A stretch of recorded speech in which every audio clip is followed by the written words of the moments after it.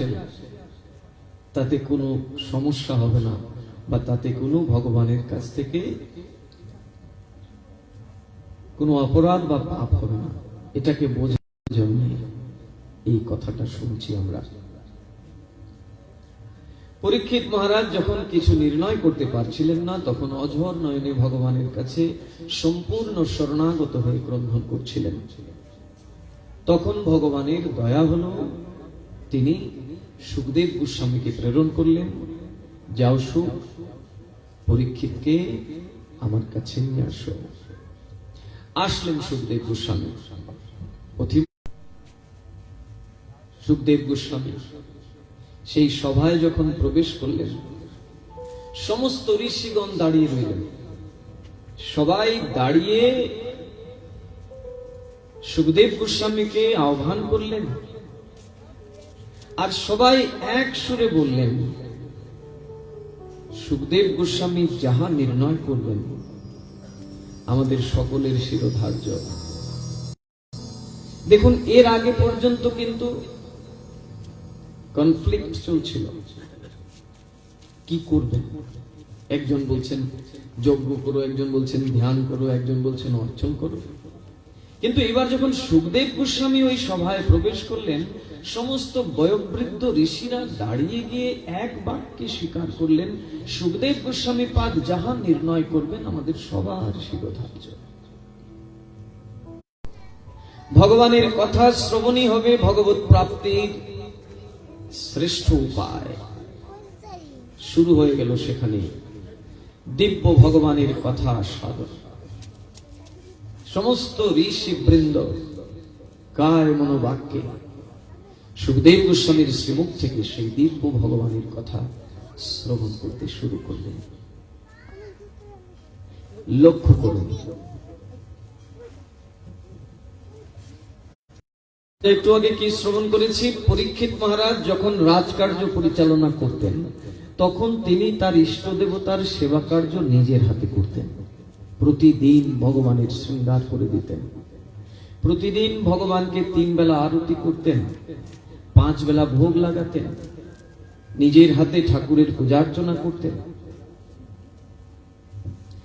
আজকে যখন সুখদেব গোস্বামী পাদ পরীক্ষিত মহারাজ ছেড়ে দিন আহ্নিক মন্ত্র, এক বিন্দু জল পর্যন্ত খেতে গেলেন না। 7 দিন 7 রাত একভাবে 24 ঘন্টা, 7 দিন 7 রাত একভাবে শুধু সুখদেবের শ্রীমুখ থেকে ভগবানের কথাই শুনে। এখানে অন্যান্য ভগবানের কোন ধর্মের অনুষ্ঠান আর যাজন করে দিতে। পরিণতি কি হলো? 7 দিন অন্তে যখন ভগবানের কথা বিশ্রাম হলো, 7ম দিবসে বৈকুণ্ঠ থেকে রথ চলে আসলো, আর সেই রথ নিজে ভগবান চালিয়ে নিয়ে আসলেন। নিজে ভগবান আসলেন রথ দিতে, ধরি দা জানা।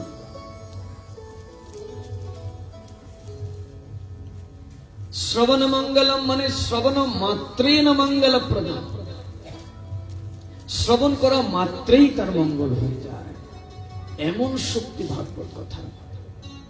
আজকে আমরা দেখব গোকর্ণ আত্মদেবের উপাখ্যান থেকে কি অভূতপূর্ব শিক্ষা। কিন্তু সেই শিক্ষাটা নিতে গেলে শুনতেও হবে সেই রকম শ্রদ্ধালু হয়ে। চিত্ত যদি বিক্ষিপ্ত হয়ে যায় কিছুই বুঝতে পারবো না। কায় মনোবাক্যে ভগবানের কথা শুনতে হয়। পরীক্ষিত মহারাজের মতো তো এইভাবে শ্রবণ করবার ধৈর্যও নেই, আমাদের সময়ও নেই। আমরা এইভাবে 7 দিন 7 রাত একভাবে বসে না খেয়ে না ঘুমিয়ে অসম্ভব আমাদের পক্ষে। অন্তত যতটুকু সময় পেয়েছি, 3 ঘন্টা 4 ঘন্টা, এই সময়টা অন্তত সমস্ত কিছু পরিত্যাগ করে কায় মন বাক্যে যদি শ্রবণ করি, তাহলে নিশ্চিত জানবেন জীবনটাই অন্যরকম হয়ে যাবে। আমরা সংসার ছেড়ে বৈরাগী হয়ে যাব এই কথা বলছেন না, সংসারেই থাকবো। কিন্তু যে মনে মনে ভক্তি করলেই তো হয়, ভক্তি আবার দেখিয়ে দেখিয়ে করতে হয় নাকি? অনেককেই এরকম বলতে শোনা যায়। কেউ যদি হরিনাম করে জপমালায়, তো বলছে এগুলো আবার দেখিয়ে দেখিয়ে করতে হয় নাকি? এগুলো মনে মনে করলেই হয়। মনে মনে কখনো এগুলো হয় না। মনটা হচ্ছে শয়তানের ঘর। শয়তানের ঘরটা হচ্ছে মন। আপনি কি করে হরিনাম করবেন মনের দ্বারা? মনের দ্বারা আমাদের পক্ষে সম্ভব নয়। মনের দ্বারা যারা ভগবানের সেবা করেছিলেন, তারা ভগবানের নিত্য সিদ্ধ পার্ষদ রূপ সনাতন, রঘুনাথ, তারা আঙুলে ফোসকা পড়ে গেছে, তাদের জন্য সম্ভব। তারা ভগবান বই দ্বিতীয় অভিনিবেশ কিছু নেই তাদের মধ্যে।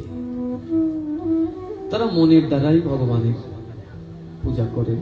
তাই মহাপ্রভু তাদের আদেশও করেছেন, ব্রজে রাধা কৃষ্ণ সেবা মানুষে করিবে। তাদের পক্ষে সম্ভব, মনে মনে তাদের সব সম্ভব, আমাদের পক্ষে না।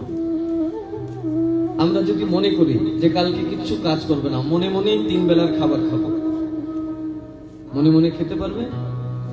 পারবেন না তো। কি করতে হবে না, সময় মতো রান্না করতে হবে, এই শরীর দিয়ে রান্না করতে হবে, তারপরে সেটাকে খেতে হবে, তারপরে গিয়ে পেট শান্তি হবে।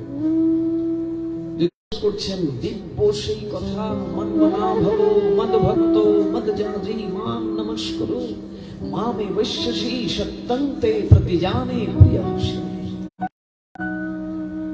হে অর্জুন, তুমি আমার অত্যন্ত প্রিয়, তাই শুধু তোমায় বলছি, তোমার ওই মনটা আমায় দিয়ে দাও।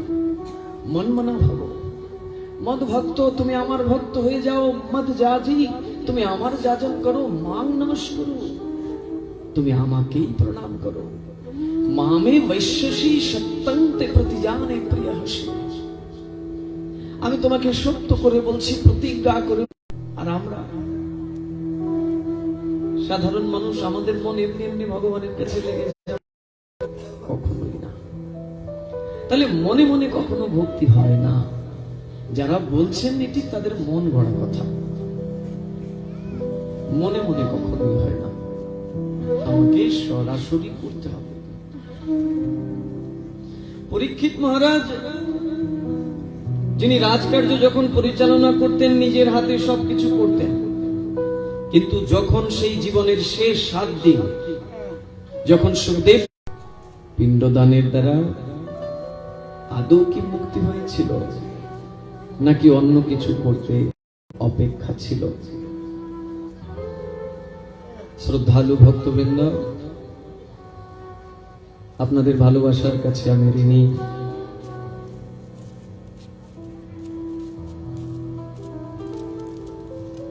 একদিনে শুধু আপনাদের সাথে আমার ভাগবত কথার সঙ্গ হয়েছিল। আপনাদের চরণ সান্নিধ্যে একবার শাস্ত্রীয় যে মত, সেটাকে আঁকড়ে ধরে যতটুকু সম্ভব সততাকে বজায় রেখে জীবনটাকে পরিচালনা করা, এটাই ধর্ম। ধর্ম মানে ধারণ করা। কি ধারণ করা? না সেই জ্ঞান, সেই ভক্তি। যে জ্ঞানকে, যে ভক্তিকে ধারণ করলে আমার জীবনটা সুন্দর থেকে সুন্দরময় হয়ে যাবে, সেটাই ধর্ম। এই সহজ সরল যে বিষয়টা, সেটাকে আমরা প্রয়াস করব আপনাদের আশীর্বাদ নিয়ে। আপনাদের যারা অভিভাবকরা রয়েছেন, অর্থাৎ আপনাদের যারা গুরুজনরা আছেন, তাদের সকলের আশীর্বাদকে আমাদের সবার জন্য। তিনি হচ্ছেন শ্রী গুরুপাদ পদ্ম। ভগবান আমাদের ধরা ছোঁয়ার বাইরে। আমরা যতই মাথা কুটি আর যাই কিছু করি না কেন, সাধারণ মানুষের ধরা ছোঁয়ার বাইরে ভগবান। অথচ সেই ভগবানকে যিনি কাছে এনে দেন, অজ্ঞানতে নিরন্ধস্য জ্ঞানাঞ্জন শলাকয়া চক্ষুরুন্মিলিতং যেন তস্मै শ্রী গুরবে নমঃ। তিনি হচ্ছেন গুরুদেব। সেই গুরু ভক্তির দ্বারাই ভগবত ভক্তি লাভ হয়। তাই এত বড় একটি মাঙ্গলিক কার্য আজকে এবং আগামীকাল আমরা ভাগবত কথা শ্রবণ করব এখানে শ্রদ্ধাপূর্বক। তাই আসুন সবাই মিলে সবার নিজের নিজের গুরুদেবের চরণে একটি ভজনের দ্বারা পুষ্পাঞ্জলি দিয়ে এসে তারপরে আমরা গোকর্ণ আত্মদেবের উপাখ্যানে প্রবেশ করব।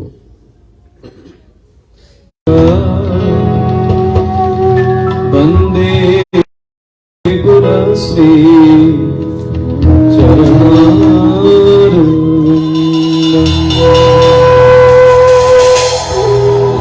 বন্দে গুরুশ্রী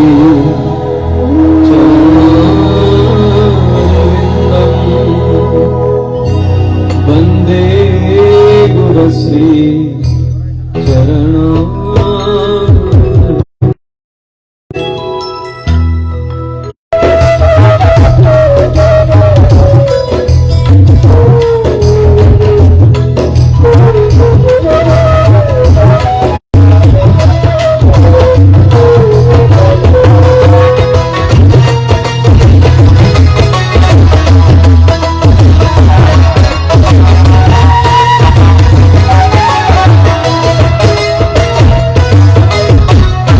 मिलता नहीं ऐसा दुर्लभ जान, मिलता नहीं ऐसा दुर्लभ जान, मिलता नहीं ऐसा दुर्लभ जान, मिलता नहीं ऐसा दुर्लभ जान।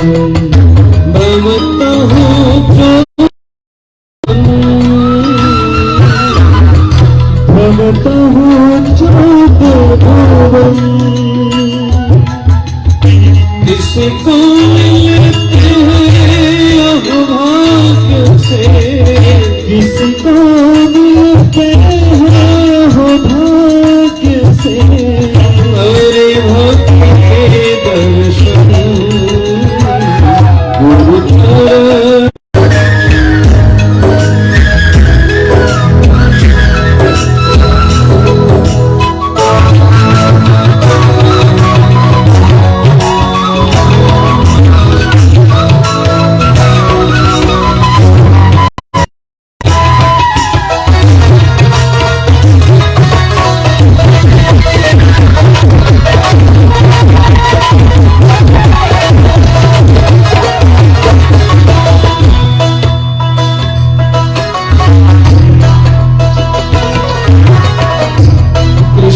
कृपा के आनंद मूर्ति, कृष्ण कृपा की आनंद गुरु पदार्पण, श्री गुरु पतित पावन,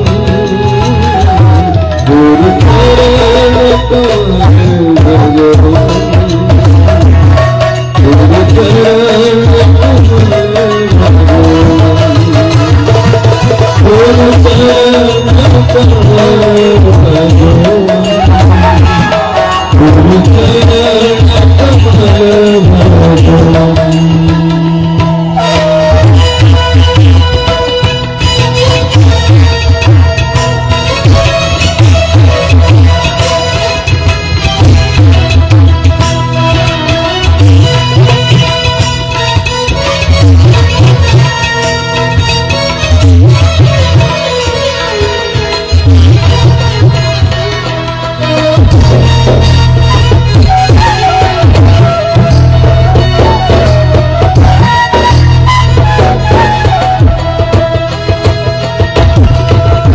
श्रुति स्मृति पुराण माहि, श्रुति स्मृति पुराण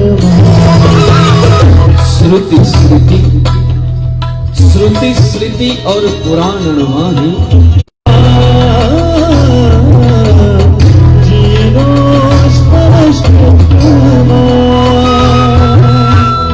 तन मन जीवन गुरु पद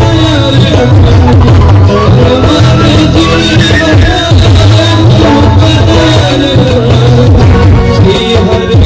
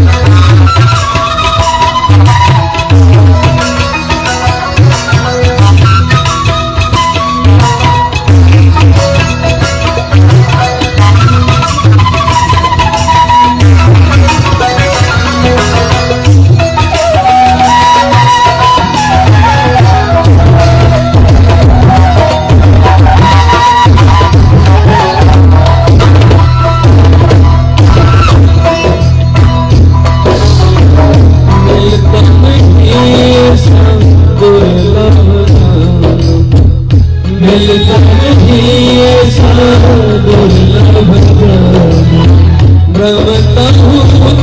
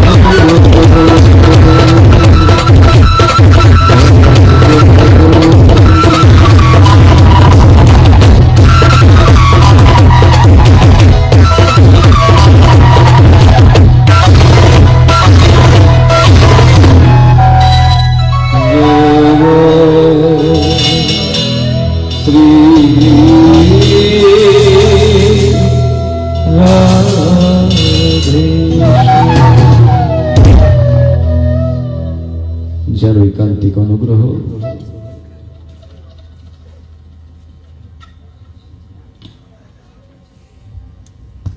যার অকৃত্রিম স্নেহ এই বদ্ধ জীবকে আপনাদের মতো সজ্জন ব্যক্তিদের সান্নিধ্যে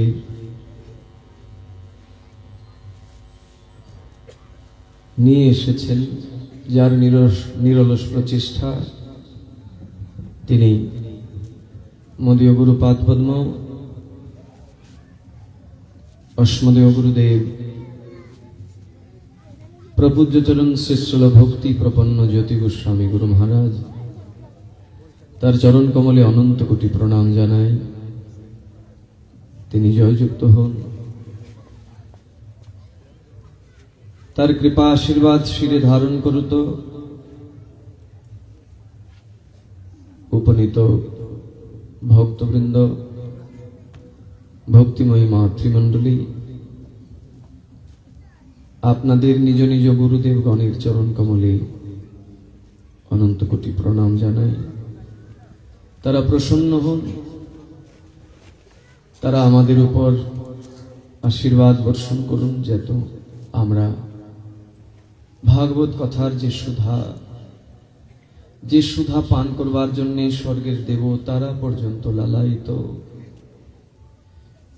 সেই সুধামৃতে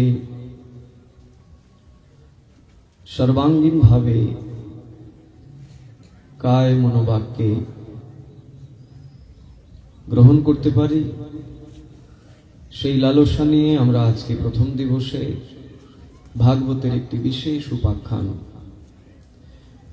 আত্মদেব গোকর্ণ সংবাদ, সেই আলোকে আজকে ভাগবতের মহিমা শুনব। কেন ভাগবত কথা আমাদের শোনা একান্ত প্রয়োজন, কি শ্রদ্ধা সহকারে, কেমন শ্রদ্ধালু হয়ে আমরা এই কথাকে শ্রবণ করব, এই আলোকে, এই উপাখ্যান। আত্মদেব নামে একজন ব্রাহ্মণ, বৈদিক ব্রাহ্মণ। তার আগে বলি ভক্তবৃন্দ, কথায় মনোনিবেশ করুন। আমাদের জায়গার স্বল্পতা রয়েছে, কষ্ট করে এসেছেন আপনারা এখানে। এদিক ওদিক মনটাকে বিক্ষিপ্ত না করে একাগ্র চিত্তে শ্রবণ করবার প্রয়াস করুন। আত্মদেব নামক একজন বৈদিক ব্রাহ্মণ বেদ অধ্যয়ন করেন। ব্রাহ্মণজনিত যত রকমের সদাচার কর্ম রয়েছে সবগুলো অত্যন্ত নিষ্ঠার সহিত পালন করেন। জীবনে অনেক সুখী, ভগবত সেবা সুখ নিয়ে আছেন তিনি। কিন্তু এক পর্যায়ে কি হলো, সেই ব্রাহ্মণ আত্মদেবের বিবাহ হলো।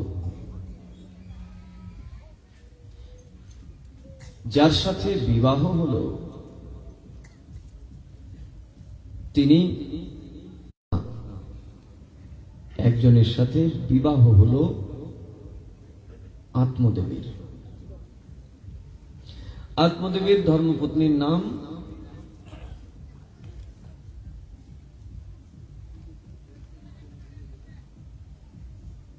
ধুন্ধুলি। নাম শুনলেই কেমন মনে হয়? ধুন্ধুলি নাম। তো যার নাম ধুন্ধুলি, তার কার্যটাও তো সেই রকম ধূম্রময় হবে, ধুরন্ধর জনিত হবে। সেরকমটাই ছিলেন তিনি। আত্মদেব নানাভাবে বোঝাতেন, তুমি যেভাবে চলাফেরা করছো এর দ্বারা জীবনে কখনো শান্তি পাওয়া যায় না। মানব জীবন লাভ করেছি আমরা, মানব জীবনের শ্রেষ্ঠ কর্তব্যই হচ্ছে ভগবত সাধনা করা, যেটি অন্য কোনো জীবের পক্ষে সম্ভব নয়।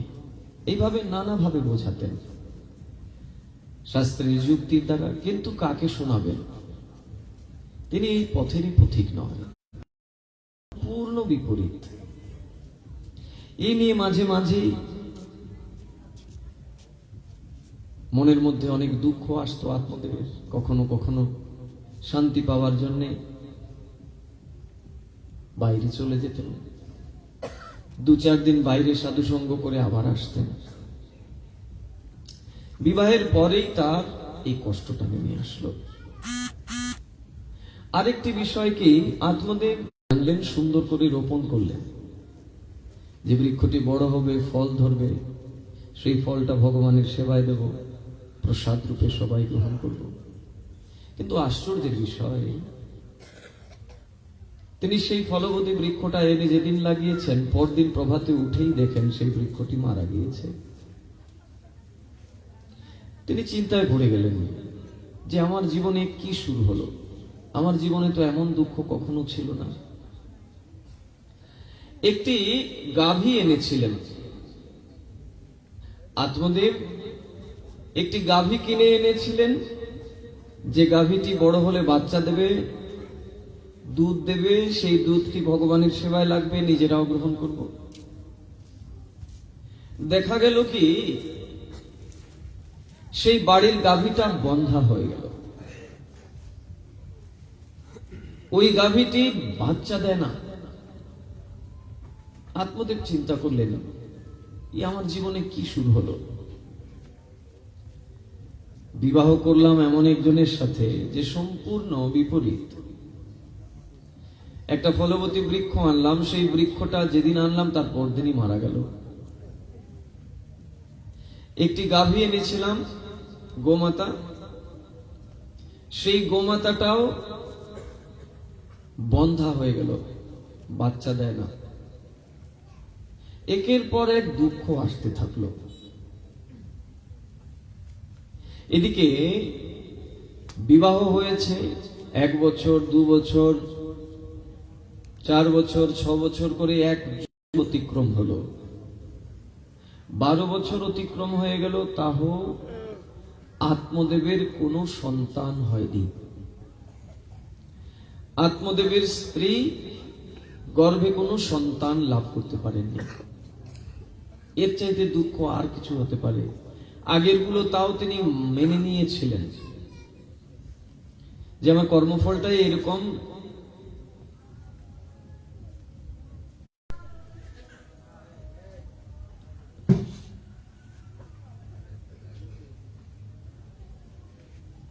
ভক্তবৃন্দ, মনোযোগ দিয়ে কথা শুনলে পরে তবেই আমরা হৃদয়ঙ্গম করতে পারবো যে ভাগবত আসলে কি। ভাগবত কয়েকটা কাগজের টুকরা না, কয়েকটা কাগজের সন্নিবেশ মাত্র নয়। ভাগবত মানে স্বয়ং ভগবান। এটা কেন প্রত্যেকটি জীবের জীবাতুর। ভাগবত কোনো নির্ধারিত জাতির কথা বলে না, ভাগবত কোনো নির্ধারিত একটি বর্ণের কথা বলে না, ভাগবত নির্ধারিত কোনো একটি আশ্রমের কথা বলে না। 4টি যে আশ্রম, গার্হস্থ্য, ব্রহ্মচর্য, বানপ্রস্থ, সন্ন্যাস, 4টি বর্ণ, ব্রাহ্মণ, ক্ষত্রিয়, বৈশ্য, শূদ্র, এরকমের কোনো নির্ধারিত একটি বর্ণের কথা ভাগবত বলছে না, কোনো নির্ধারিত একটি আশ্রমের কথা ভাগবত বলছে না, কোনো নির্ধারিত কোনো জাতির কথা ভাগবত বলছে না। ভাগবত কার কথা বলে? ভাগবত মানব ধর্মের কথা বলে। মানব যখনই আমরা চিন্তা করব, ভাগবত জীবের কথা বলে। জীব বলতে এখানে আমরা সবাই চলে আসলাম, হিন্দু, বৌদ্ধ, খ্রিস্টান, মুসলিম, সবাই জীবকুটির মধ্যে গণ্য। সবাই আমরা সবাই মানব, সবাই মানুষ। কিন্তু এটাকে বুঝতে পারি না বলেই নানা সময় আমাদের মধ্যে বিভ্রান্তি দেখা দেয়। আমরা একে অন্যের সাথে অন্যায় আচরণে লিপ্ত হয়ে যাই। কিন্তু প্রত্যেকটি ধর্মের একটি কথা, শান্তি।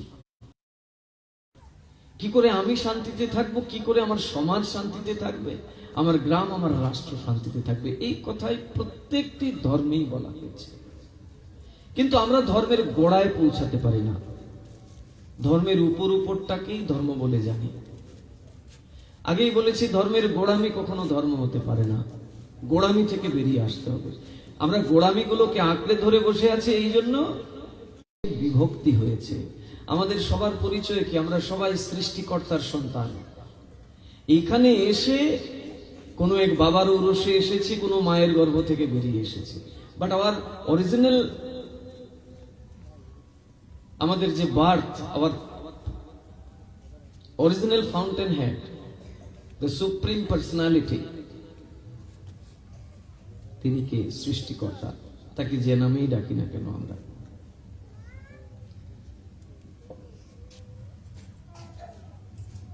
আত্মদেবের এই উপাখ্যানটাকে মনোযোগ দিয়ে শুনলে বোঝা যাবে ভাগবত কি। ভাগবত কয়েকটা সাদা কাগজের টুকরা না, স্বয়ং ভগবান ভাগবত রূপে প্রকট হয়েছেন। আত্মদেব যখন সর্বদিক দিয়ে দুঃখ আর দুঃখের মধ্যে পড়ে গেলেন, হয়েছে 1 বছর, 1 যুগ কেটে গেল, কোনো সন্তান নেই। চিন্তা করলেন, সন্তান নেই, তাহলে এই পিতার তো মুক্তি হবে না কোনোদিন, আমার তো জীবনেও মুক্তি হবে না। আমার যদি সন্তান থাকতো, তাহলে মরবার পর সন্তান আমার পিণ্ডদান করতো গয়াতে গিয়ে, তাহলে না আমার মুক্তি হতো। তো সন্তানই পেলাম না, এই জীবনে রেখে কি লাভ? যতদিন বেঁচে থাকবো ততদিন কষ্টই পেতে থাকবো। তাই এক কাজ করি, আত্মহত্যা করাটাই শ্রেয়। আর এই দুঃখ আমার ভালো লাগে না। মরতে যাবেন এমন সময় সেই পথ দিয়ে এক সন্ন্যাসীর আগমন হলো। নদীতে ঝাঁপ দিতে যাবেন, ঠিক সেই মুহূর্তে একজন সন্ন্যাসী, একজন মহাত্মা, একজন সাধু এসে বাধা দিয়ে বলছেন, দাঁড়াও দাঁড়াও, তুমি এ কি করছো? এখানে পড়লে যে মরে যাবে, বলে আমি মরবার জন্যই তো পড়তে যাচ্ছি। বলে তুমি কেন মরবে? মানুষ যে মরবে আপন ইচ্ছায়, নিশ্চয়ই কোনো দুঃখ আছে তোমার। তোমার দুঃখের কথা কি একবার আমায় বলতে পারো? আত্মদেব বলছে, তোমাকে আমি কেন দুঃখের কথা বলবো? আমি এ জীবনে কত জায়গায় গিয়ে আমার দুঃখের কথা বলেছি। ডাক্তার, বৈদ্য, কবিরাজ, পীর, ফকির, সাধু, মহাত্মা, কত মন্দিরে গিয়ে মাথা ঠুকেছি। কেউ আমার দুঃখের কোনো উপায় করে দেয়নি। তোমায় আমি বলতে যাব কেন? তখন ওই সন্ন্যাসী বলছেন, তুমি এই জন্যই তুমি আমায় তোমার দুঃখের কথা বলবে, কারণ তুমি যে দুঃখের জন্য আত্মহত্যা করতে যাচ্ছ, এই সংসার পুরোটাই দুঃখের জায়গা। এখানে কেউ সুখী নেই বাবা। এই সংসারটাকে দুঃখালয় বলা হয়। এই সংসারকে বলা হচ্ছে মৃত্যু লোক। এখানে সবাই মরে যায়, কেউ বেঁচে থাকে না। আর সংসারের ওপারে, সমুদ্রের ওই পারে যিনি আছেন তিনি সৃষ্টিকর্তা। একটু থেমে গেলেন আত্মদেব, বলছেন, দেখুন মহাত্মা, সব কথা বললেন। যার সাথে বিবাহ হয়েছে সে যে কুলোটা, বাড়িতে যে গাভী সেটা বন্ধা, সব কথাই বললেন। নিজের সন্তান হচ্ছে না সেটাও বললেন। বললেন যে সন্তান যদি না থাকে তাহলে তো আমার মঙ্গল হবে না, আমার কোনোদিনও মুক্তি হবে না। এই জন্য যেহেতু সন্তান হচ্ছে না, তাই আমি মরবার জন্যই চলে এসেছি, আত্মহত্যা করব। সাধু তখন বোঝাচ্ছেন যে দেখো, আত্মহত্যা মহাপাপ বাবা। এই শরীরটা পেয়েছি আমরা ভগবানের কাছ থেকে, এটাকে নষ্ট করে দেওয়া আমাদের কখনোই উচিত নয়। তাই তুমি যেটি করতেছ এটা সম্পূর্ণ গর্হিত কার্য। সন্তান একটা না থাকলে তাতে এমন কি হয়ে গেছে যে তুমি নিজে থেকে মরেই যাবে? তারপরেও যখন দেখলেন সন্ন্যাসী যে আত্মদেবকে কোনোভাবেই বোঝানো যাবে না, আত্মদেব মরেই যাবে, আত্মহত্যা করেই ফেলবে, তখন সন্ন্যাসী বললেন যে দাঁড়াও, আমি একটু ধ্যান, তোমার অদৃষ্টে কি আছে না আছে আমি একটু ধ্যানে বসে দেখি, তারপরে তুমি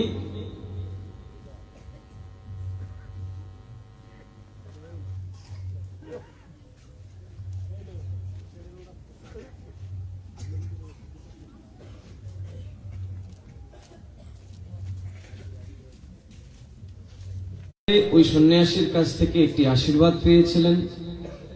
আশীর্বাদটা নিয়ে এসে তার স্ত্রীকে দিয়েছিলেন, কিন্তু সেই আশীর্বাদটা স্ত্রীটি গ্রহণ করেনি। আমরা বোধহয় গত বছর এই উপাখ্যান শুনেছি, তাহলে এটাকে আমরা দীর্ঘায়িত করছি না, একটি পর্যায়ে মীমাংসা দিয়ে দিচ্ছি। আপনাদের বলা উচিত যে মহারাজ গত বছর আমরা তো শুনেছি, তারপরেও আরেকটু শোনা উচিত, কারণ আমরা ভালো জিনিসটা তো ভুলে যাই। শৃণ্যত শ্রদ্ধয়া নিত্যম, প্রতিদিন শুনতে হবে সেই কথাগুলো। সংসারের কথা যেরকম এক কথাই প্রত্যেক দিন শুনি, সংসারে কিন্তু আলাদা কথা কিছু হয় না। প্রতিদিন একই কথা, ঘুম থেকে উঠার পরে একই কথা, আমার ব্যাগটা রেডি করে দাও, অফিসে যাব, আমার ব্যাগটা ঠিকঠাক করে দাও, ঠিকঠাক করে দাও, বাজারে যাব, একই কথা প্রতিদিন সংসারে। সেটা কিন্তু ইচ্ছা না থাকলেও শুনতে হয়, ভগবানের কথাও নিত্য শুনতে হয়। তাহলে সেখানে আমরা কি দেখেছিলাম যে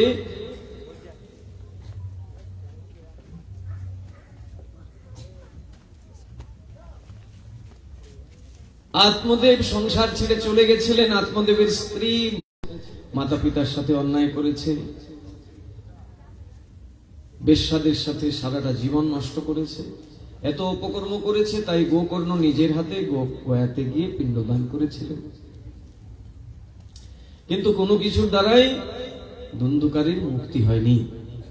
পরে যখন বাড়িতে আসলেন গোকর্ণ, আসার পরে দেখলেন সেই ধুন্ধুকারী প্রেত হয়ে বারবার আসেন তার কাছে, এসে ভয় দেখান।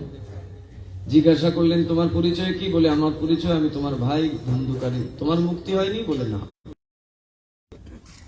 কেন মুক্তি হয়নি? আমি তো গয়াতে গিয়ে পিণ্ড দান করলাম, সাধু সেবা করলাম, কোনো কিছুর দ্বারাই হলো না। পরিশেষে কি করবেন? গোকর্ণ গিয়ে সূর্যদেবের শরণাপন্ন হয়েছিলেন। সূর্যদেব বলছিলেন যাও, একটি কর্ম আছে, সেই কর্মের দ্বারা তোমার ভাইয়ের মুক্তি হবে। তা নয়, তোমার ভাই দিব্য শরীর লাভ করে ভগবানের কাছে পৌঁছে যাবে যদি তুমি দিবস ব্যাপী সপ্তাহ ব্যাপী ভাগবত ব্রতের আয়োজন থেকে। রথ নেমে আসলো, সেই রথে বসে সেই প্রেতাত্মার উদ্ধার হয়ে গেল, তিনি চলে গেলেন ভগবানের কাছে।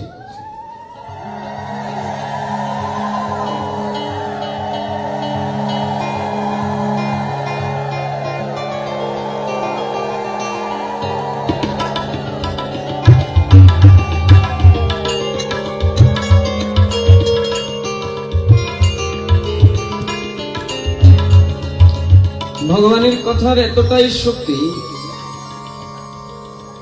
যে অল্প সময়ে, মাত্র 7 দিনে, সেই প্রেতজনী প্রাপ্ত ধুন্ধুকারী, যিনি জন্মে মৃত্যুর পরে প্রেত হয়ে গেছিলেন,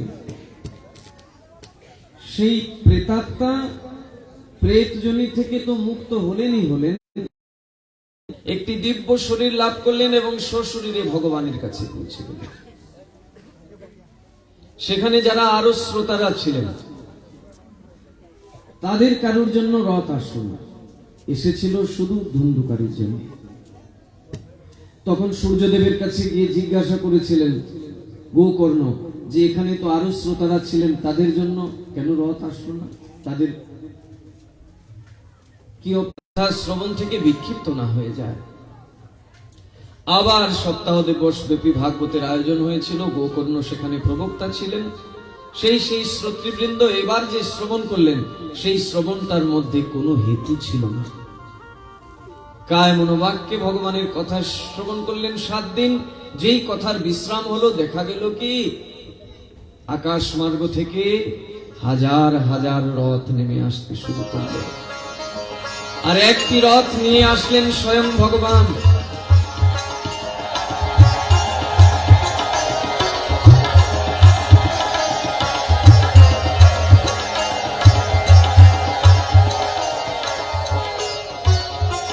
আকাশ মার্গ থেকে হাজার হাজার রথ আসতে শুরু করলো, আর একটি রথ নিয়ে আসলেন স্বয়ং ভগবান।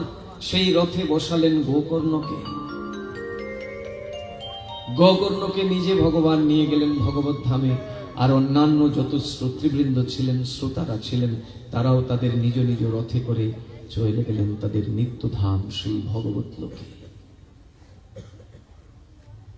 পন্থা একটাই ছিল সেখানে, ভগবানের কথা।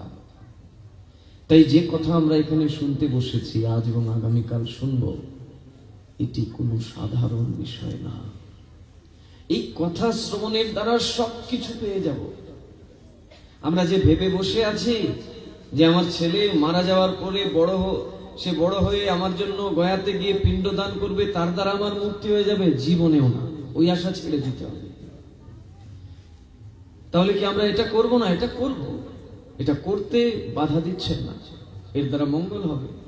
কিন্তু সারা জীবন জন্ম জন্মান্তর যে পাপ করেছি, এটা ওই পিণ্ড দানের দ্বারা চলে যাবে না। গোকর্ণের মতো এই রকমের একজন সাধু, এই রকমের একজন মহাত্মা, তিনি নিজের হাতে পিণ্ড দান করেও তার ভাইকে মুক্ত করতে পারলেন না। আর অন্য কেউ আমার হয়ে পিণ্ড দান করবে আর আমার মুক্তি হয়ে যাবে। কর্মের দ্বারাই আমার সব করতে হবে। আমি আমার নিজের সৎ কর্মের দ্বারাই নিজেকে উত্তর আমার আত্মার ঊর্ধ্বগতি করব, কখনোই অন্যের হবে না। অনেকে ভেবে থাকেন, অনেকে এরকম বলতে শোনা যায় যে মহারাজ আমরা তো করতে পারি না, আমরা তো ব্যস্ত থাকি, তা আমার স্ত্রী করেন, তিনি করলে তো আমি অর্ধেক পেয়ে যাব, কারণ তিনি তো অর্ধাঙ্গিনী।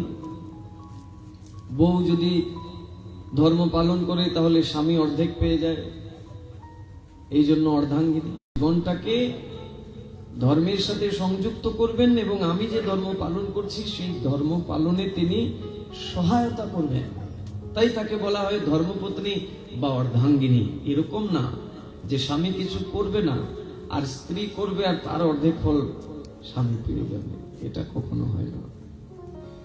প্রত্যেককেই নিজের নিজের কর্ম করতে হবে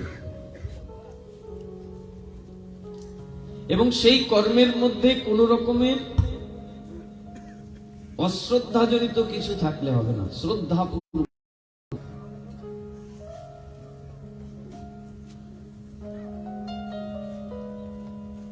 এই দিব্য ভাগবতে একটি চরিত্র অজামিল,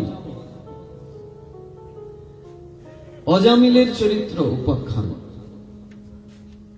দেখুন, আমরা যদি একটু শ্রদ্ধালু হয়ে ভগবানের গুণগান করি, একটু শ্রদ্ধালু হয়ে যদি ভগবানের সেবা আদি করি,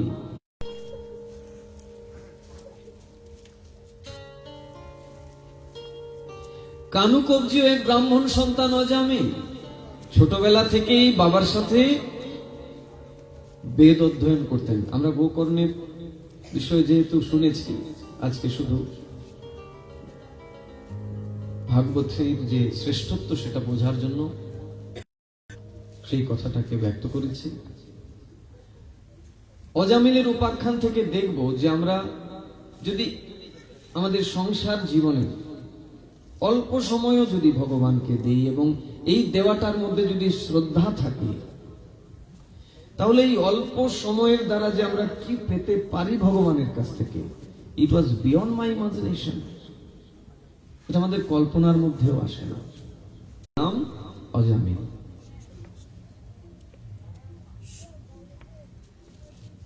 এই অজামিল একদিন পুষ্প সংগ্রহ করবেন বলে উদ্যানে গেছেন।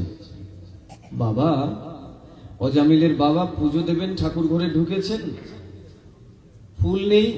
তো ছেলে অজামিলকে বলছেন, অজামিল যাও ফুল নিয়ে আসো, ঠাকুরের পুজো দেব, ফুল নেই। অজামিল তখন পুষ্প সংগ্রহ করতে পুষ্প উদ্যানে এসেছেন। দেখুন, আমাদের যে দশবিধ সংস্কার, দশবিধ সংস্কার আছে না হিন্দু ধর্মে, এই দশবিধ সংস্কারের একটি সংস্কারের নাম হচ্ছে সঙ্গ সংস্কার। সঙ্গ, সৎসঙ্গ আর অসৎসঙ্গ। সঙ্গ সংস্কার। একটি অসৎ ব্যক্তি সে যদি সৎ ব্যক্তির সঙ্গ পেয়ে যায় কোনো পূর্বজন্মের ভাগ্যক্রমে, তাহলে সেই অসৎ ব্যক্তির জীবনটাও সুন্দরময় হয়ে যায়। আবার একজন সৎ ব্যক্তি যদি অসৎ সঙ্গে পড়ে যান, দুষ্ট সঙ্গে পড়ে যান, তাহলে সেই দুষ্ট সঙ্গের প্রভাব তার উপরে বিস্তার করে, তার সতীত্বের হানি হয়ে যায়।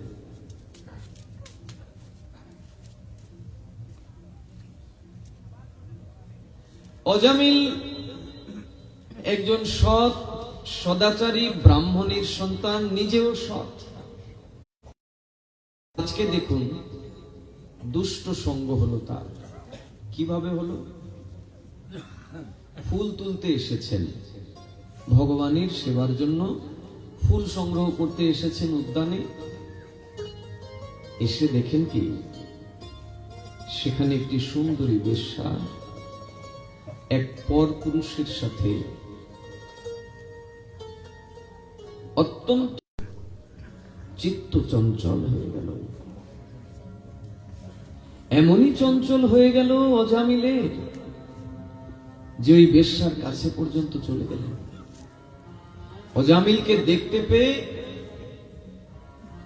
অন্য যে পুরুষটি ছিল বেশ্যার সাথে, সে স্থান পরিত্যাগ করল।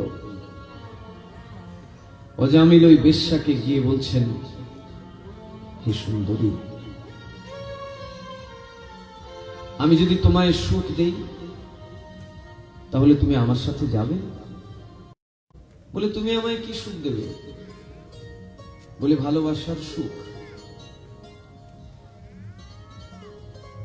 এমনিতে তো তোমার কাছে যারাই আসে তারা বেশিক্ষণ থাকে না, আসে চলে যায়,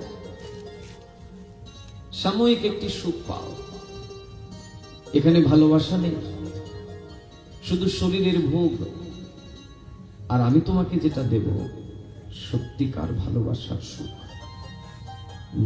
বলছে এরকমের অনেকেই বলে, আসলে কেউ করে না। ওই সাময়িক সময় কাটানোর জন্য এই কথা বলে, তারপরে কেটে পড়ে, বলে আমি এরকম করব না। অজামিল কি করলেন? ওই বেশ্যা রমণীকে নিয়ে চলে আসলেন বাসুকি। অজামিলের বাবা তো দীর্ঘক্ষণ ধরে অপেক্ষায়।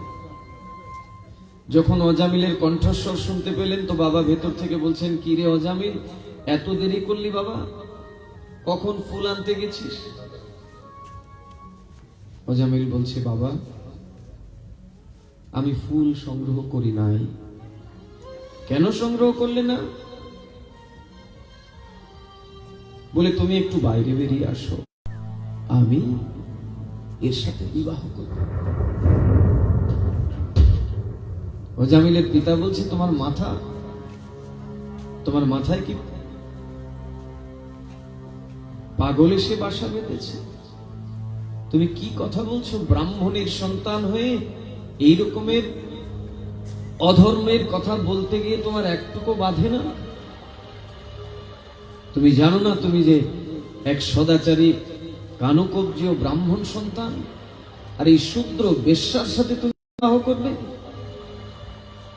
নানাভাবে বোঝাতে চাইলেন বাবা, কোনোভাবেই অজামিল বোঝে না। এক পর্যায়ে অজামিলের বাবা অজামিলকে ত্যায্য করে দিলেন, ত্যাগ করে দিলেন। যাও, তোমার মতো কুলাঙ্গার ছেলের আমার দরকার নেই। যে ব্রাহ্মণ হয়ে ব্রাহ্মণত্বকে রক্ষা করতে পারে না, এরকম পুত্রের আমার দরকার নেই। চৌর্য কার্য শুরু হলো। বড় লোকদের বাড়িতে গিয়ে চুরি ডাকাতি করে নিয়ে আসে, নিজে খায়, নিজের স্ত্রী খায়, নিজের সন্তান খায়। এইভাবেই তার সংসার চলছে। ব্রাহ্মণ ঘরে জন্মগ্রহণ করে এখন ব্রাহ্মণদের বিরোধিতা করে,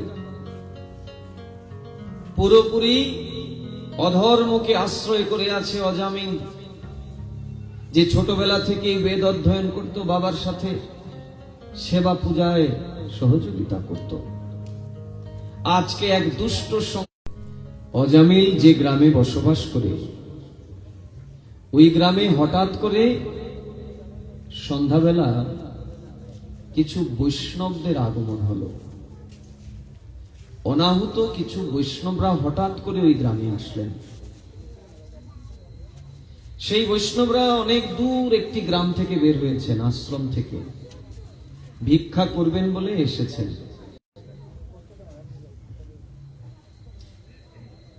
অজামিল যে গ্রামে বসবাস করে, ওই গ্রামে আসতে আসতে সন্ধ্যা হয়ে গেছে। চিন্তা করলেন, রাতের বেলা যদি কারুর বাড়িতে ভিক্ষা করতে যাই তাহলে তো কেউ ভিক্ষা দেবে না। এত কথা হচ্ছে।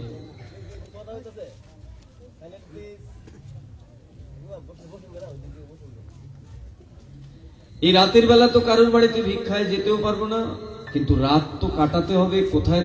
এমন কি কোনো ভক্ত আছে যার বাড়িতে গেলে আমরা সুন্দর করে একটু প্রসাদও পেতে পারবো, রাতটা কাটাতে পারবো? তোমরা কি একটা আশ্রয়স্থলের সন্ধান দিতে পারো? সেই সাধুগণ ওই ছেলেদেরকে জিজ্ঞাসা করলেন। ওই ছেলেরা মজার ছলে বলে উঠলো, আছে তো, আমাদের গ্রামে একজন সাধু আছে, ওর কাছে গেলে ভালো মন্দ খেতেও পাবে আর ভালো করে রাতটাও কাটাতে পারবে।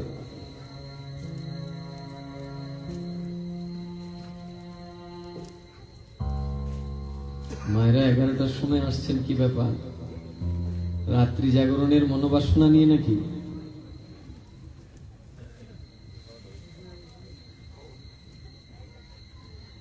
ওই বখাটে ছেলেরা বলল যে, সাধুগণ, আমাদের গ্রামে একজন আছেন মহৎ ব্যক্তি, তার কাছে গেলে ভালো মন্দ প্রসাদও মিলবে আর রাতও ভালো করে কাটাতে পারবেন। তো বৈষ্ণবরা জিজ্ঞাসা করলেন তার নাম কি, কোথায় থাকে? বলে একটু এগিয়ে যান, গিয়ে কাউকে জিজ্ঞাসা করলেই হবে যে অজামিলের বাড়িটা কোথায়। সাধুগণ সরল সরল বিশ্বাসে তারা চলে আসলেন অজামিলের বাড়ির অন্বেষণ করতে করতে এগোচ্ছেন।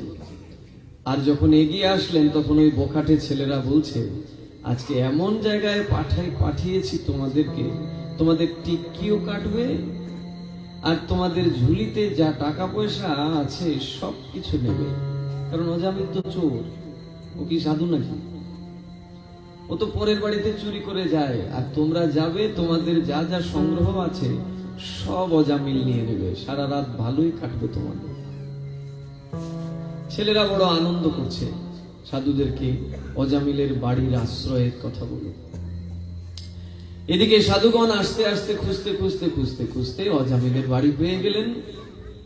রাত্রে এসে যখন অজামিলের বাড়িতে পৌঁছে ডাকছেন, দুষ্ট সঙ্গের প্রভাবে তার মনোবৃত্তি পরিবর্তন হয়ে গেছিল, কিন্তু তার জন্মটা তো একটি সঠিক জায়গা থেকে হয়েছে।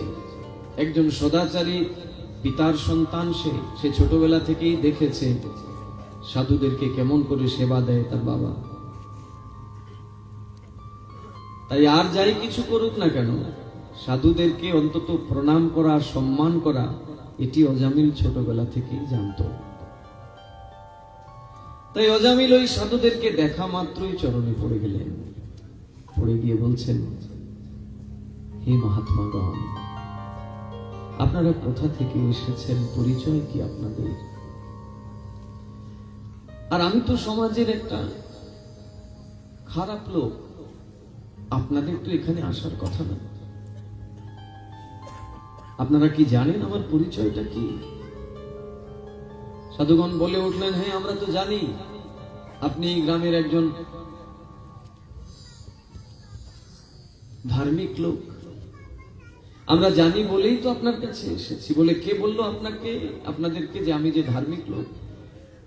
বাচ্চারা এত কথা বলছে।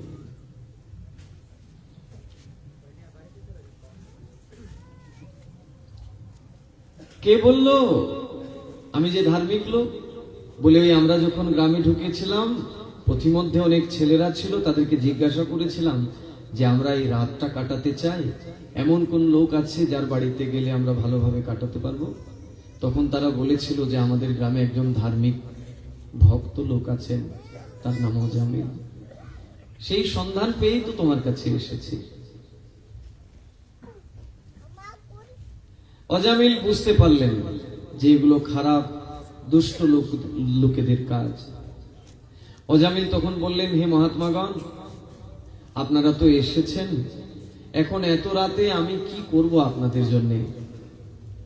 কারণ আপনারা এত পথ, নিশ্চয়ই খিদে লেগেছে, কি খাবেন? অজামিল কি করলো, চাল ডাল সবজি যা ছিল ঘরে এনে দিল, বাসনপত্র এনে দিলেন, বললেন আপনারা রান্না করে আপনাদের মতো গ্রহণ করুন। সাধুগণ রান্না বান্না করলেন, ভগবানের ভোগ লাগলো। তারপরে সব সাধুরা আকণ্ঠ প্রসাদ গ্রহণ করলেন। হঠাৎ করে অজামিল এসে ডাকতে শুরু করলো, মহাত্মাগণ, মহাত্মাগণ, প্রভাত হয়ে গেছে, এখন আপনারা আপনাদের যে কার্য সিদ্ধির জন্য এসেছেন সেই কার্যে যান, আর এক মুহূর্ত এখানে বিলম্ব করবেন না। তো মহাত্মারা বললেন, কি ব্যাপার, আর একটু সময় থাকলে তোমার আপত্তি কি? এই সাত সকালে কার বাড়িতে গিয়ে ভিক্ষা চাইব? একটু সময় যাক। বলে, না, আমি লোকটা কিন্তু ভালো না, এতক্ষণ যে ভালো ছিলাম এটি আপনাদেরই আশীর্বাদ। যে কোনো সময় আমার আসল স্বরূপ সামনে চলে আসতে পারে। জানেন আমার পরিচয় কি?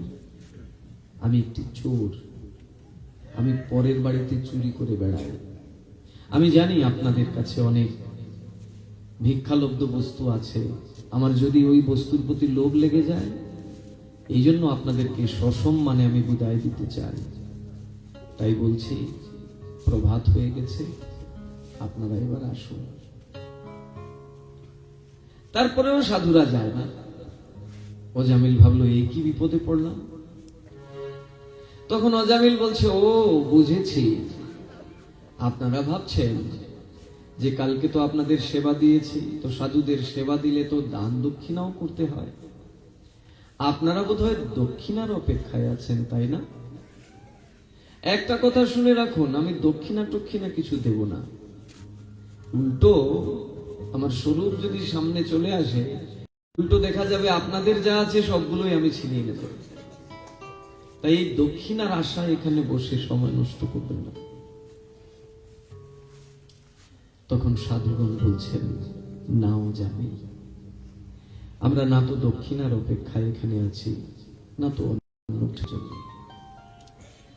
আমরা একটা জিনিসই শুধু চিন্তা করছি, এই যে কালকে এত রাতে তোমার গৃহে আমরা আসলাম, তুমি যদি আশ্রয় না দিতে তাহলে তো আমরা গাছতলায় পড়ে থাকতে হতো, অনাহারে রাত কাটাতাম। তাই তোমার এই ঋণ থেকে কি করে মুক্ত হব ওটাই আমরা চিন্তা করছি, নইলে আমরা কখনই চলে যেতাম। অজামিল বলছে, ঋণ টিন কিছু না। কে কাকে খাওয়াতে পারে, কে কাকে থাকতে দিতে পারে। আপনাদের এইভাবেই লেখা ছিল, আপনারা এখানে আসবেন, কিছুটা সময় কাটাবেন। এখানে আমার কিছু দায়িত্ব নেই। তাই আপনারা এরকম কিছুই ভাববেন না যে আপনারা আমার চরণে ঋণী। আমি একটা ভালো মানুষ না, আমি সমাজের একটি খারাপ লোক।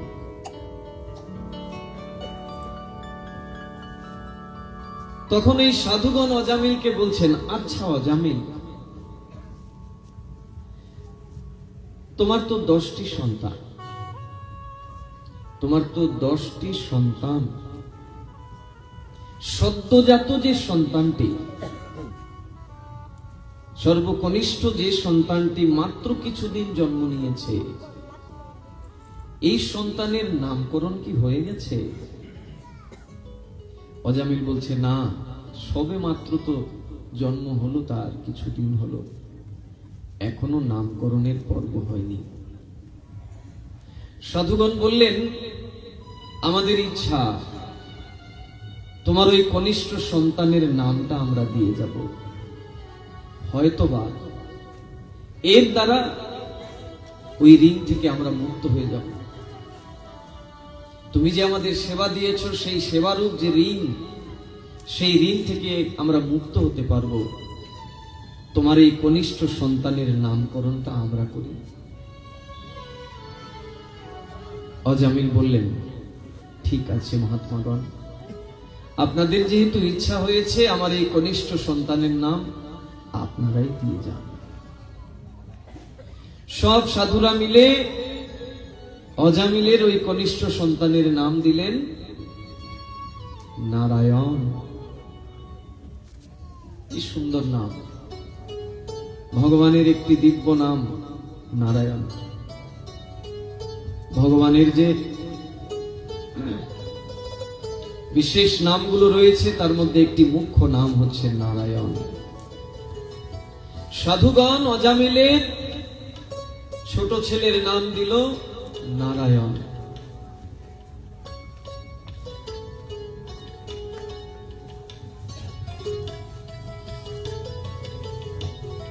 আশ্চর্যের বিষয়, অজামিলের যদিও 10টি সন্তান ছিল, কিন্তু তার সবচেয়ে বেশি আসক্তি ছিল ছোট সন্তানের প্রতি। আচ্ছা ভক্তবৃন্দ, আপনাদের কাছে একটি জিনিস জানতে আগ্রহী।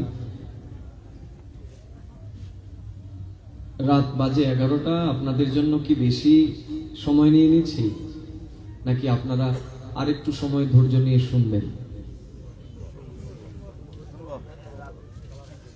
আজকে এমনিতেই তো শুরু দেরিতে হয়েছে।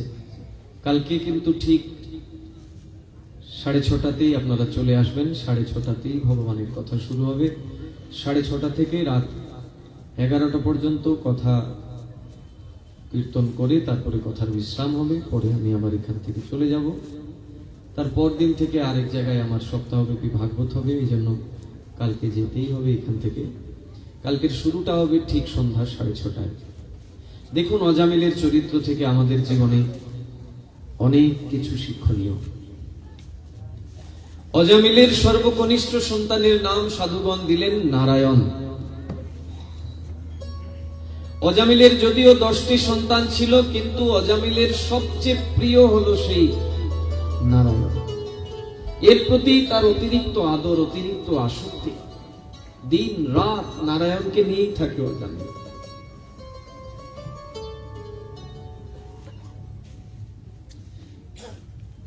খেতে গিয়েও নারায়ণকে নিয়ে, শুতে গেলেও নারায়ণকে নিয়ে, বাইরে গেলেও।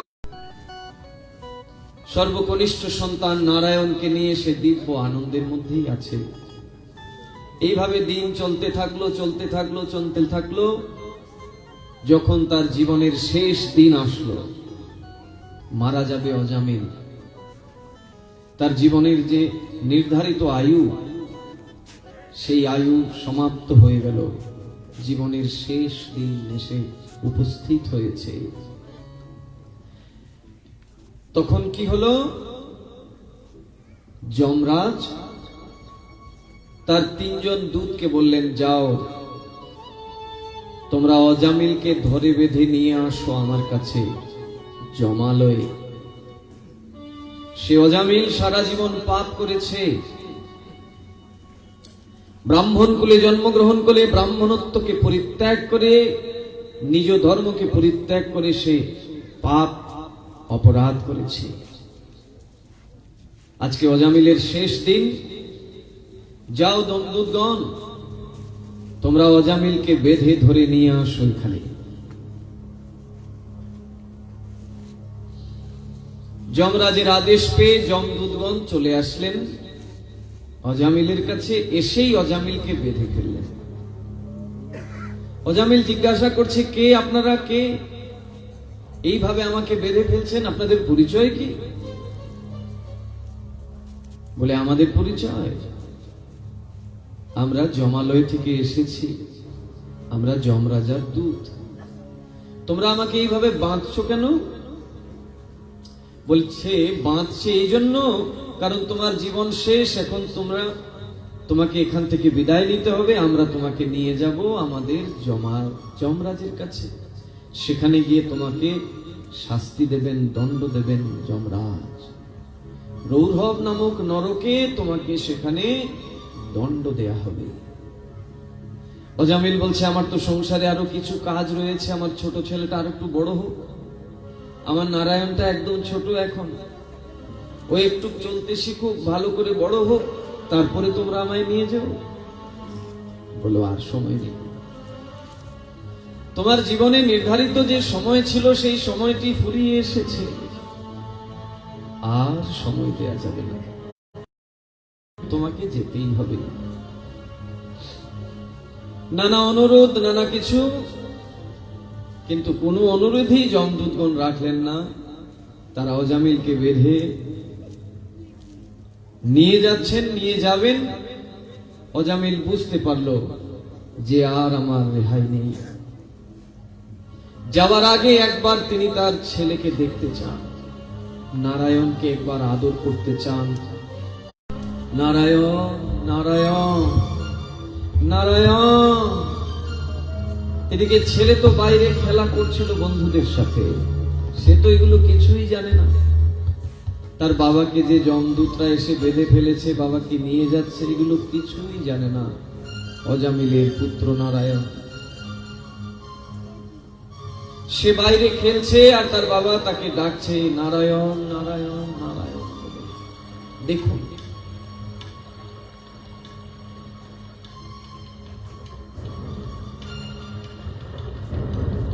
শ্রদ্ধাপূর্বক যদি ভগবানকে আমরা ডাকতে পারি, আমাদের জীবনটা কেমন সুন্দরময় হয়ে যেতে পারে। অজামিল কিন্তু ভগবানকে ডাকছে না, অজামিল ডাকছে তার ছেলেকে, তার সর্বকনিষ্ঠ সন্তান নারায়ণকে সে ডাকছে। এই জন্য, কারণ সে চলে যাচ্ছে, বিদায় হয়ে যাচ্ছে সংসার থেকে। যাওয়ার আগে শেষবারের মতো তার ছেলেকে কুলে তুলে চুম্বন করতে চায়। তাই অজামিল তার ছেলে নারায়ণকে ডাকছে। ছেলেকে ডাকতে গিয়ে স্বয়ং ভগবান নারায়ণের কৃপা হয়ে গেল আজকে অজামিলের প্রতি।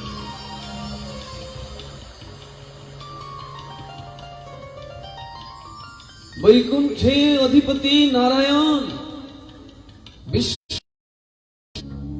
তার 4 জন দূতকে পাঠাচ্ছেন, যাও যাও, তাড়াতাড়ি যাও। যমদূতরা অজামিলকে ধরে বেঁধে নিয়ে চলে যাচ্ছে যমরাজের কাছে। তোমরা গিয়ে তাকে মুক্ত করে আমার কাছে নিয়ে আসো।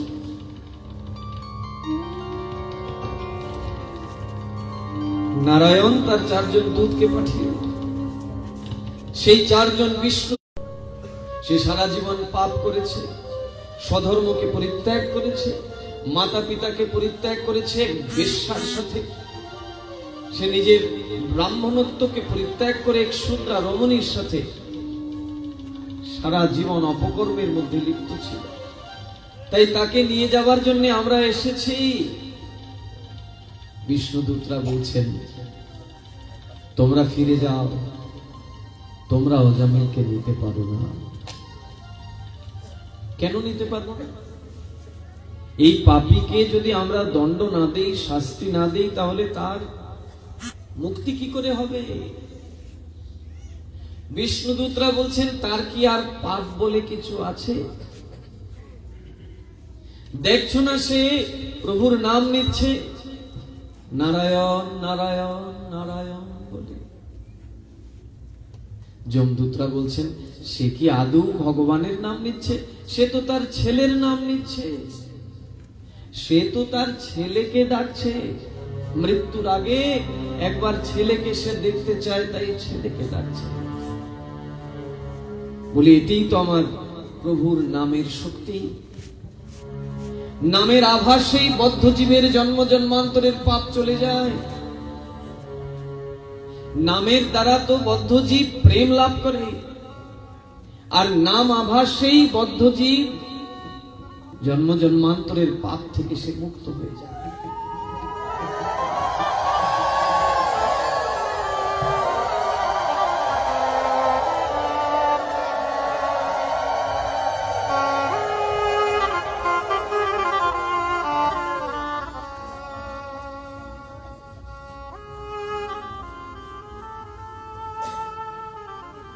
মায়েরা মনে অন্য কিছু নেবেন না। যাদের বাড়িতে যাওয়ার তাড়া আছে, এভাবে একজন একজন হঠাৎ হঠাৎ করে না উঠে, আমার মনে হয় যাদের নিতান্তই দরকার, না গেলে হচ্ছে না, জটিলাকুটি সমস্যা তৈরি করবে, একসাথেই চলে যান। অন্তত যারা বসে শ্রদ্ধাপূর্বক শ্রবণ করছেন, তাদের শ্রবণে যেন ব্যাঘাত না হয়। অল্প সময় বিশ্রাম দিয়ে দেব।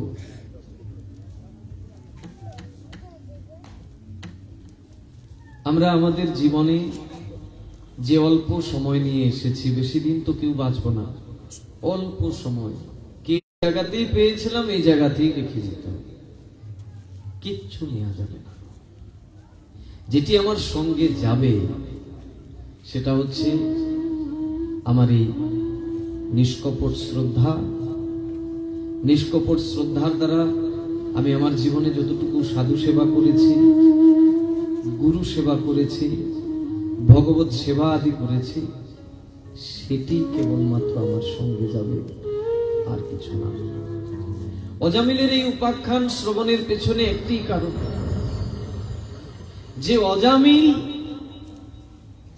নিজের পুত্রকে ডাকতে গিয়ে ভগবানের কৃপা হয়ে গেল।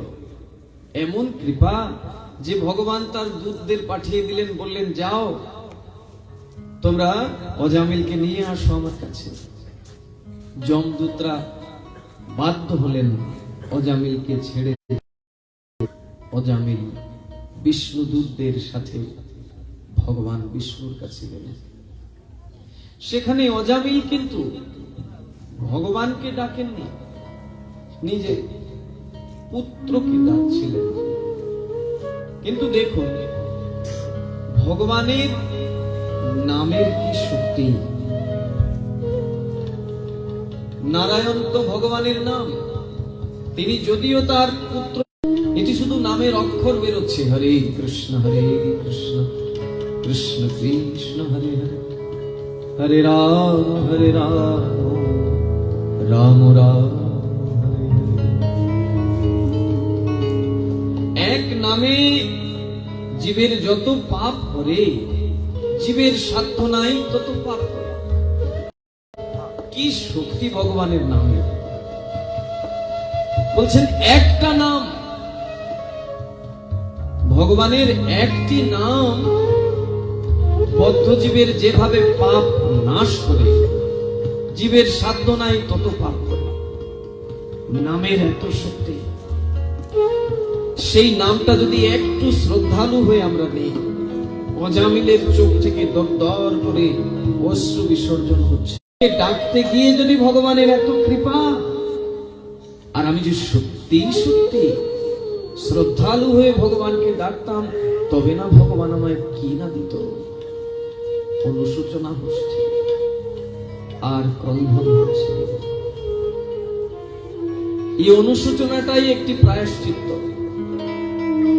বদ্ধ জীব যদি প্রত্যেক দিন একবার অনুশোচনা শুধু করে যে আমি কি করতে এসেছিলাম আর কি করছিলাম, এই অনুশোচনার দ্বারাই তার ভগবত প্রাপ্তি হয়ে যাবে। এই অনুশোচনার দ্বারাই তার জন্ম জন্মান্তরের পাপ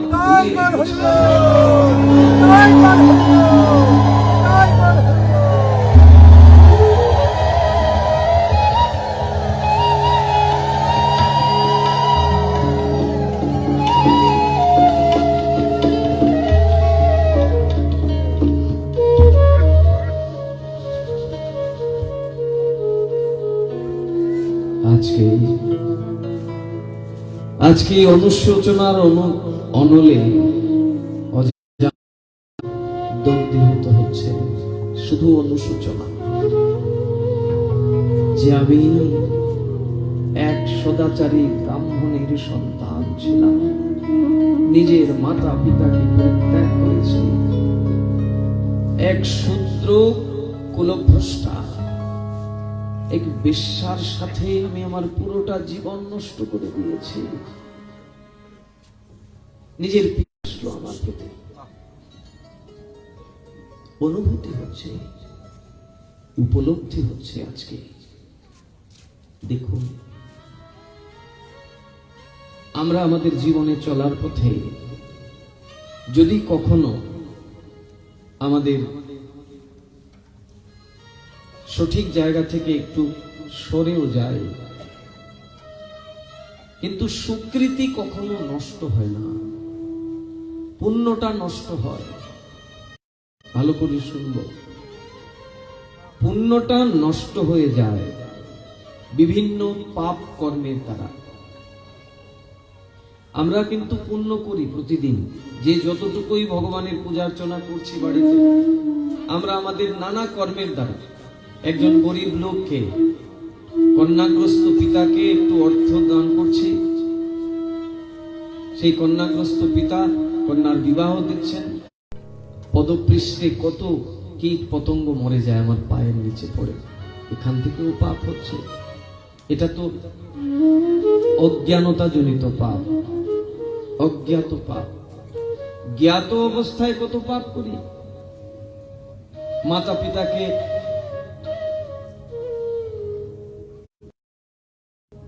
নানাভাবে কষ্ট দিই, আমার ব্যবহারের দ্বারা, আমার আচরণের দ্বারা। আমার গর্ভধারিণী মাতাকে কষ্ট দিই, আমার জন্মদাতা পিতাকে কষ্ট দিই, এর দ্বারা পাপ হয়।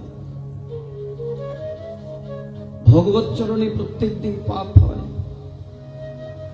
তার দ্বারা কি হয়? এই যে আমি যে পুণ্য অর্জন করছি, সেই পুণ্যটা ক্ষয় হয়। কিন্তু পুণ্য আছে, পুণ্য প্রতিদিন ক্ষয় হতে হতে হতে হতে হতে যখন একদম শূন্যতে নেমে আসে, তখন আবার স্বর্গ থেকে সে মর্তলোকে চলে আসে। তাহলে আমাদের যাওয়ার ঠিকানা কোথায়? আমরা কি স্বর্গে যাব নাকি? না, আমরা জানি না বলেই আমাদের বাবা মা যখন মারা যায় তখন আমরা চিঠির মধ্যে লিখি স্বর্গীয় বা স্বর্গীয়া। আমরা মনে করি যে স্বর্গটাই বোধহয় একটা বিশেষ কোনো জায়গা, স্বর্গে যেতে পারলেই বোধহয় আর কোথাও যাওয়ার জায়গা বাকি থাকে না। ওই যে শুনি স্বর্গ আর নরক, স্বর্গের আরো অনেক উপরে বিরজা, তার উপরে ভগবত লোক, বৈকুণ্ঠ, গোলক, বৃন্দাবন। আমরা এসেছি কোথা থেকে? ওই বৃন্দাবন থেকে এসেছি, গোলক থেকে আমাদের এখানে আসা হয়েছে, আবার আমাদেরকে ফিরে ওখানেই যেতে হবে। দিস ইজ আওয়ার ডেস্টিনেশন, এটি আমাদের গন্তব্য। যতদিন না পর্যন্ত ওখানে যাই, কি স্বর্গে পৌঁছায়, কি রুদ্রলোকে যায়, কি ব্রহ্মলোকে যায়, আবার এখানে ফিরে আসতে হবে।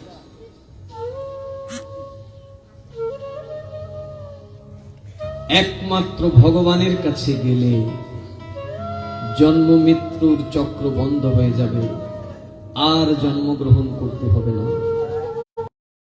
এর জন্য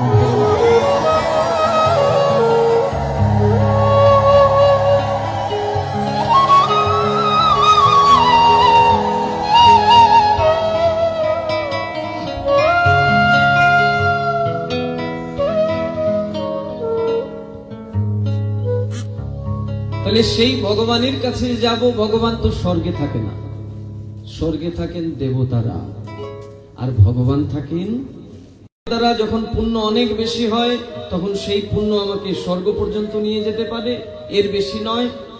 কিন্তু সুকৃতি কি করে আমাকে ভগবানের কাছে নিয়ে যায়? সাধারণ মানুষের সেবা করলে পুণ্য হয়, দেবতাদের সেবা করলে পুণ্য হয়, আর বৈষ্ণবদের সেবা করলে, তুলসীর সেবা করলে, একাদশী ব্রত করলে, ভাগবত কথা শ্রবণ করলে, ভগবানের সেবা করলে সুকৃতি অর্জন হয়। সেই সুকৃতি নিয়ে যায় আমাকে ভগবানের কাছে।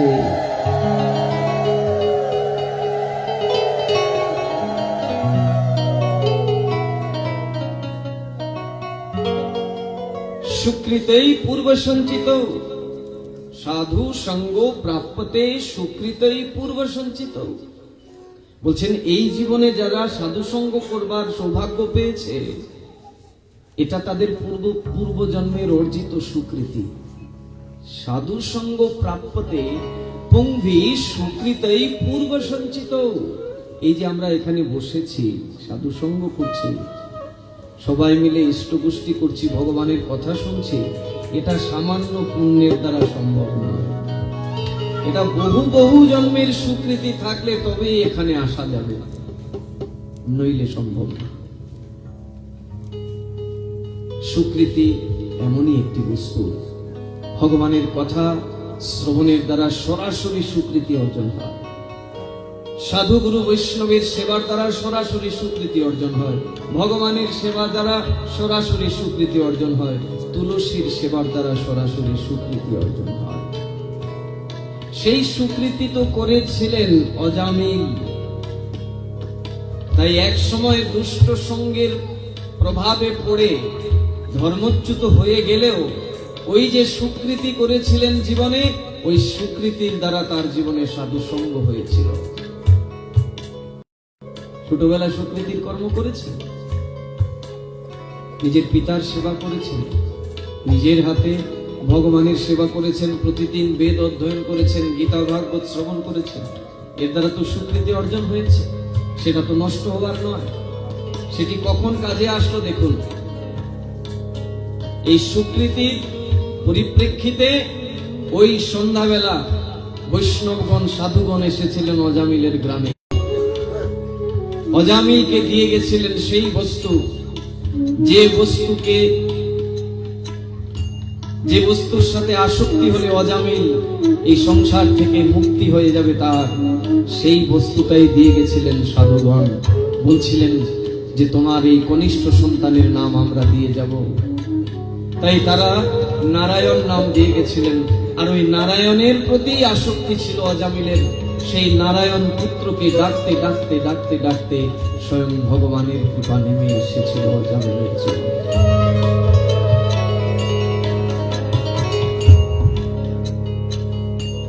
আজকে অজামিল অনুশোচনা করছেন, আজকে সে ভগবানকে যে আর্তনাদ করছেন সেই আর্তনাদের মধ্যে কোনো স্বার্থ লুকানো নেই।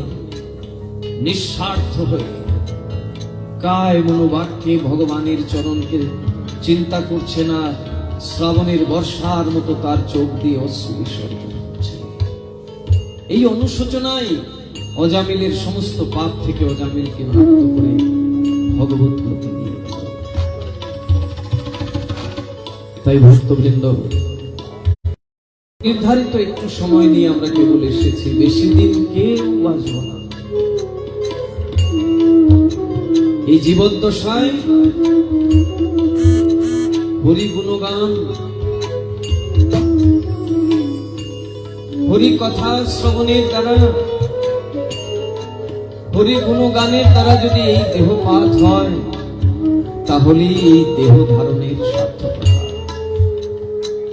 এই যে আমি কিছু আবদার করেছি যে বাবা বাজার থেকে এটা নিয়ে এসে আমায় একটু ভোগ লাগাতো, আজ পর্যন্ত জীবনে এই মুহূর্তটাও এখনো আসেনি।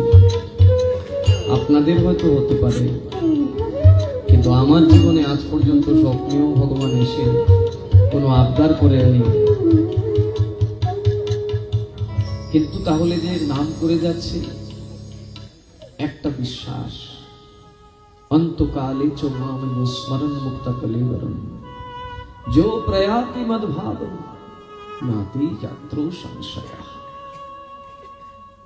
অর্জুন, এই সংসার থেকে চলে যাবার সময় যার জিভায় আমার নাম উচ্চারণ হয়, যে আমার দিব্য কলেবরকে চিন্তা করে, তার আর পুনর্জন্ম হয় না, সে আমার কাছে ফিরে আসে।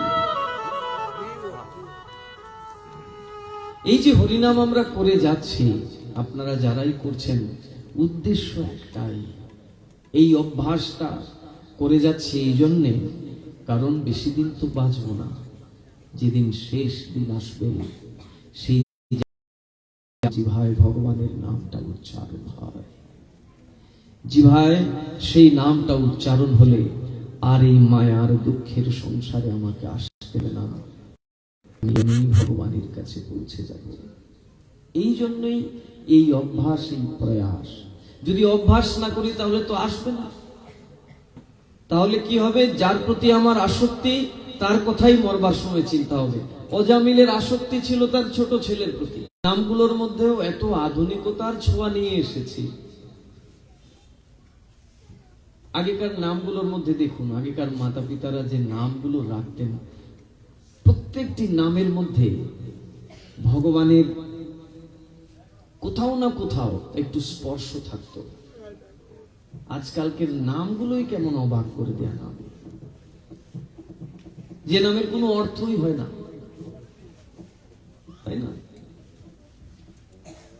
আজকে নিজের পুত্রকে ডাকতে গিয়ে কি না কৃপা অজামিলের। আমরা অভ্যাস করে যেতে হবে, প্রতিদিন একদিনের জন্যও আমরা ভগবত সেবা কাজ থেকে বিরত থাকবো না। ধর্মের মধ্যে যে কিছু গোড়ামি রয়েছে, যে বাড়িতে কেউ মারা গেলেন তো ভগবানের সেবা করা যাবে না, বন্ধ রেখে দিতে হবে। নতুন জন্ম হয়েছে বাড়িতে, এখন ভগবানকে লকডাউনে রাখতে হবে। এগুলো সম্পূর্ণ শাস্ত্র বিপরীত কথা। আমরা বেশিরভাগ মানুষরাই আমরা মনোধর্মটাকেই ধর্ম বলে জেনে এসেছি।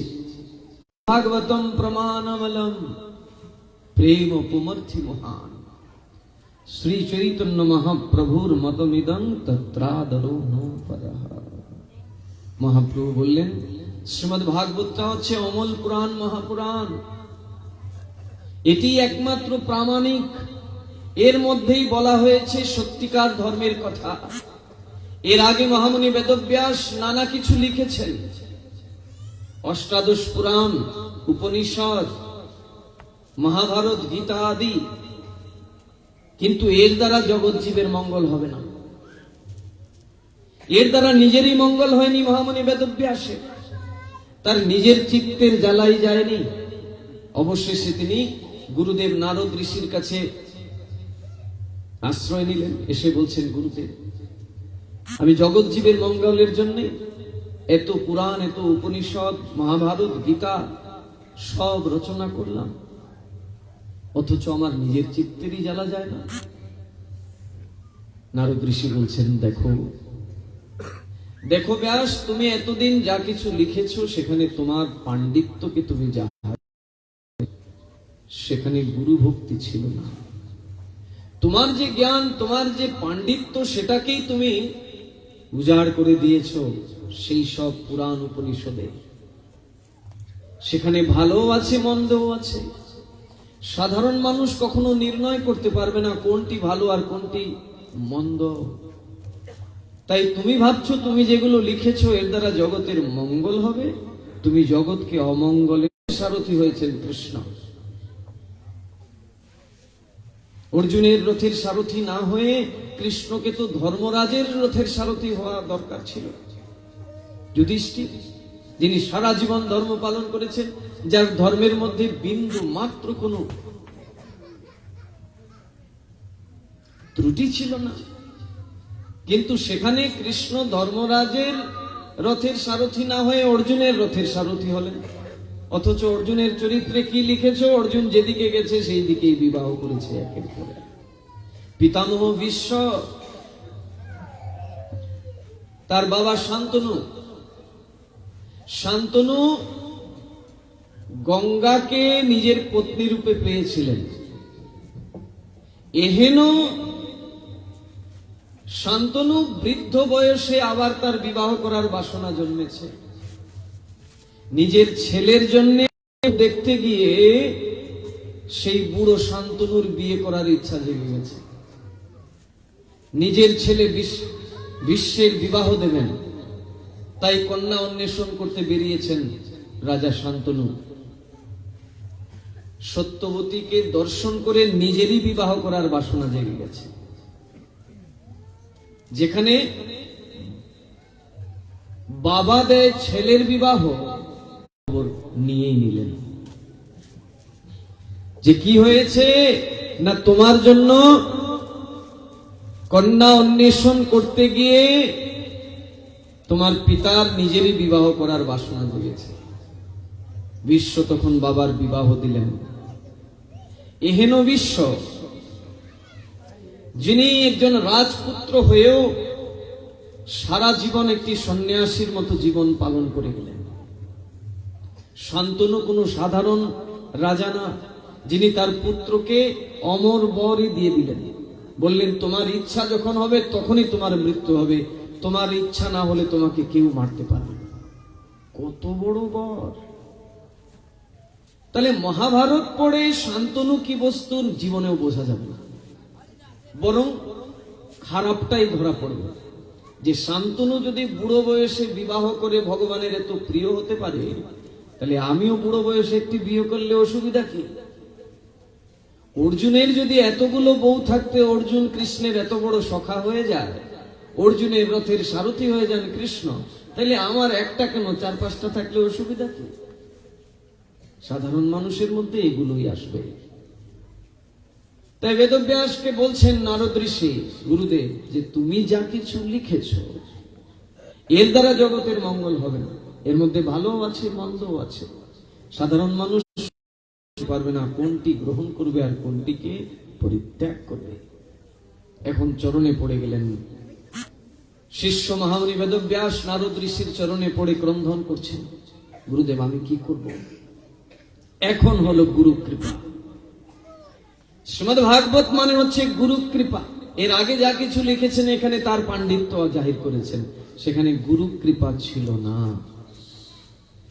এখন পূর্ণ ভাগবত মানে হচ্ছে অমল পুরাণ, মহাপুরাণ, যার মধ্যে কোনো মল নেই, সবকিছুই জীবের গ্রহণীয়। আমরা এই ভাগবতের